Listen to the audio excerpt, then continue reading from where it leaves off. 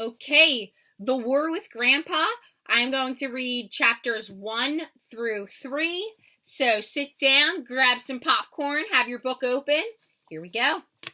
Chapter 1, Peter Stokes, True and Real Story. This is the true and real story of what happened when Grandpa came to live with us and took my room, and how I went to war with him and him with me, and what happened after that.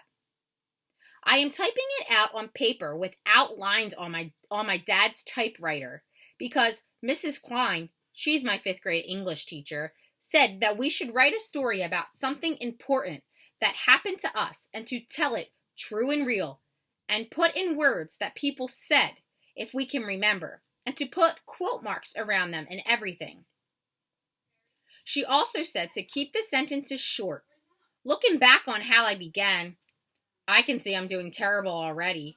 The first 2 sentences took up almost half the page. My little sister, Jennifer, just came in and asked me what I'm doing, and I told her.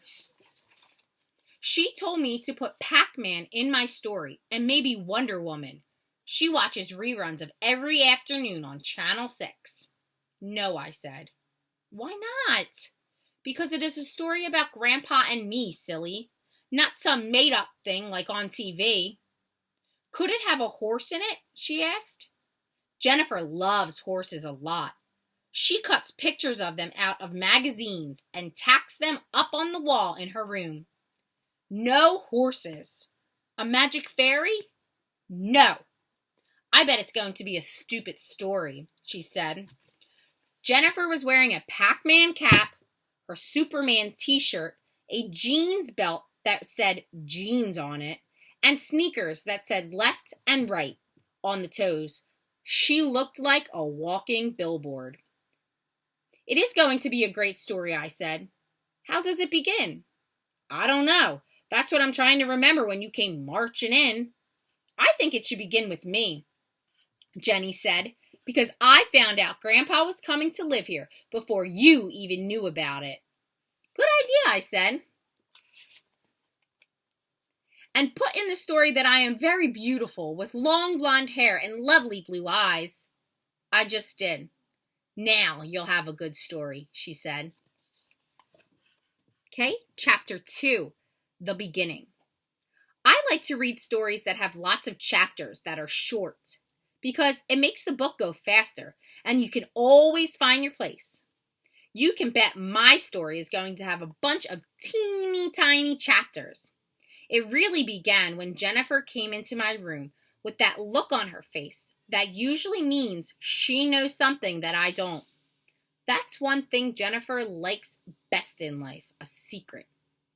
Not that she's good at keeping secrets. She is no good at all in that department. In fact, I can usually get her to tell me anything I want because I'm her big brother and she's only a little kid. I know something you don't know, Jennifer said. She headed across my room to the broken rocking chair. Don't sit on my rocker, I replied. She looked at me and made one of her faces where her eyes rolled back in her head and she pounced. Why not? Because you will make the arm pop out of the back like you always do because you rock too hard. I will not, she said, which was a lie. She always breaks my rocker. The rocker used to be in the living room until it broke. My mom was going to throw it in the trash, but I rescued it and brought it up to my room.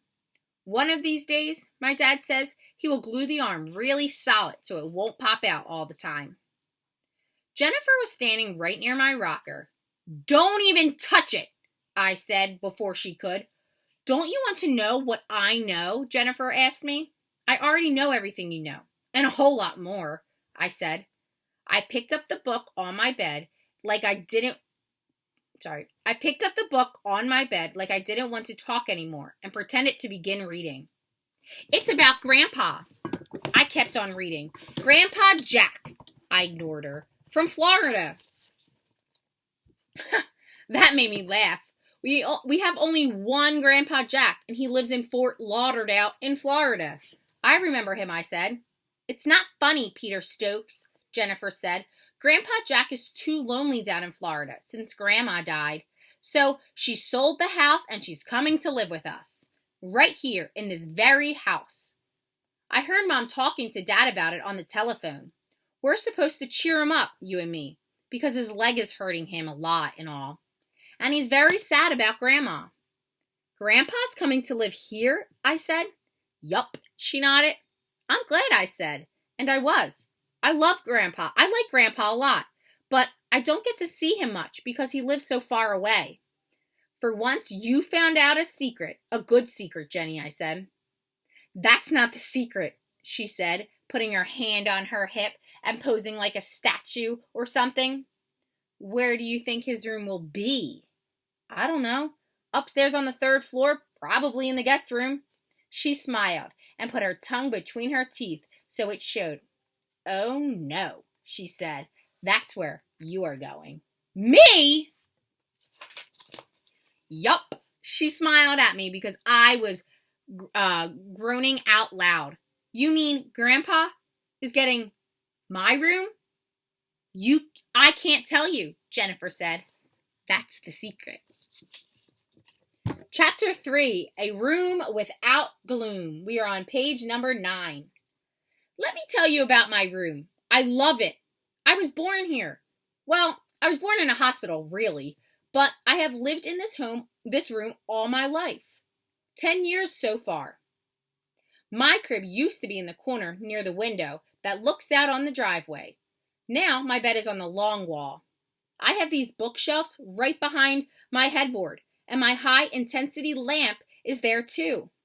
My desk is in the corner where my crib used to be, and I can look out the window while I do my homework. I have these yellow toy cabinets with all my stuff in them. On top of the cabinets are shoe boxes where I have all my baseball cards. There's a thick carpet on the floor that used to tickle my feet when I was little. And I have a poster up on the wall over my dresser of Hank Aaron hitting his 715th home run. This room is mine. Nobody else in my family ever lived here. Nobody. I know how my room is in the morning when the sun peeps over the roof of the Murphy house behind ours and comes through my Venetian blinds. I know the sound when it rains hard and bings against the windows and the drain pipe outside. I can get up out of bed in the middle of the night and walk around my room without even looking because I know where every single thing is. Nothing about my room is scary. When floorboards creak at night, I know it's floorboards and not some monster. When the wind rubs the maple tree against the side of the porch outside, I'm not afraid some crook is sneaking into our house. When you live in a room your whole life, that room is yours. It doesn't belong to Jennifer or my mom or my dad, and it certainly doesn't belong to Grandpa Jack, who never even lived one day in this house. This room is mine, and I love it. I belong in it, and I don't ever want to live anywhere else. Dun, dun, dun. All right, guys, please reread this however many times you want to, just so you remember, and make sure you complete that Google form for chapters 1 through 3. Peace out.